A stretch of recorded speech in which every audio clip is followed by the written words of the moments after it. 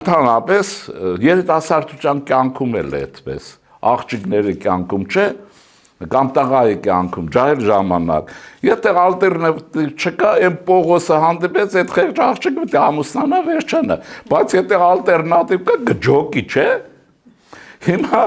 մենք ալտերնատիվ ենք ստացել այս բաներով, այս բարակայով, հիմա Ադրբեջանն է, Ռուսաստանն է, թե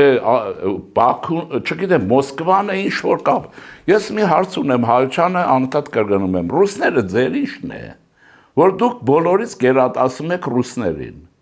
Ես օրինակ, եթե գերատասել ունի, միակ գերատասելին ինձ համար Ամերիկայի Միացյալ Նահանգներն են։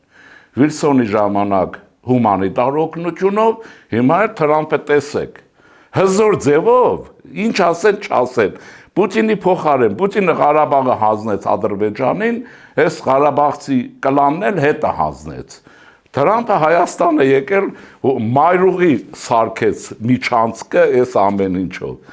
Ամերիկան միշտ եղել է այդպեսին Հայաստանի հանդեպ, այս կամ անչափ։ Հիմա մնացած հարցը առևտուր է եւ առևտուրն այդպեսի բան է։ Եթե առևտուր է, մարդիկ իրար հետ հարաբերվում են։ Խոսք այն մասին չի, որ մենք պետք է սիրենք ադրբեջանցիներին, ադրբեջանցիք մեզ պետք է սիրեն։ Առհասարակ սա պետք է մոռանալ